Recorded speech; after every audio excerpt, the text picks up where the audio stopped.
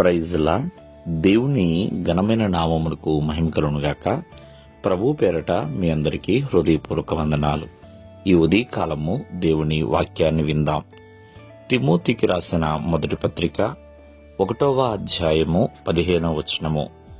పాపులను రక్షించుటకు క్రీస్తు యేసు లోకమునకు వచ్చినను వాక్యము నమ్మదగినదియు పూర్ణ అంగీకారమునకు యోగ్యమైనదినై ఉన్నది. ప్రియమైనవారా, ఇక్కడ చక్కటి మాట కనపడుతుంది. పాపులను రక్షించడానికి క్రీస్తు యేసు లోకానికి వచ్చాడు. మరి ఈ వాక్యము ఎంతమంది నమ్మగలుగుతున్నారు? ఎందుకంటే ఆయన నీతిమంతుల కొరకు రాలేదు, ఆయన సెలవిస్తున్నాడండి. ఆయన పాపుల కొరకే వచ్చాడు.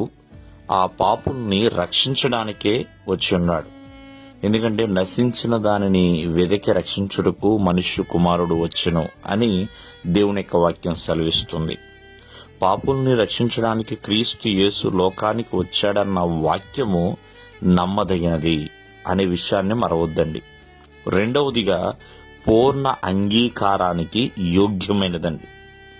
అంటే పాపులు రక్షించబడుట అనేది చాలా ప్రాముఖ్యము అని యేసుక్రీస్తు వారు ఖచ్చితముగా ఇక్కడ తెలియజేస్తున్నారండి. ప్రతి పాపి రక్షించబడాలి.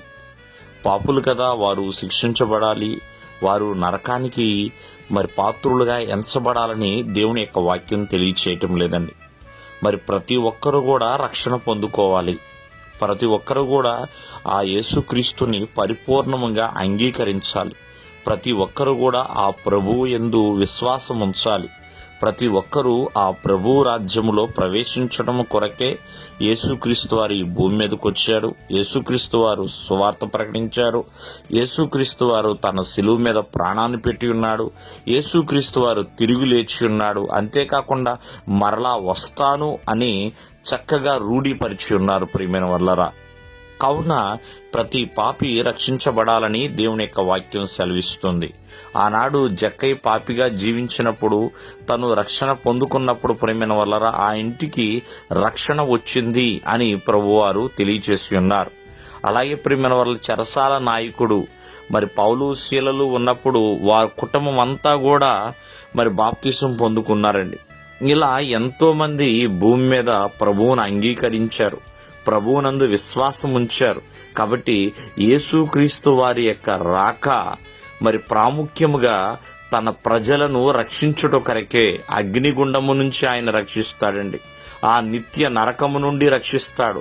ఆ అపవాది యొక్క కబంధ హస్తాల నుంచి ఆయన రక్షించువాడు. దేవుడు మిమ్మల్ని ఆశీర్వదించునుగాక. ఆమేన్.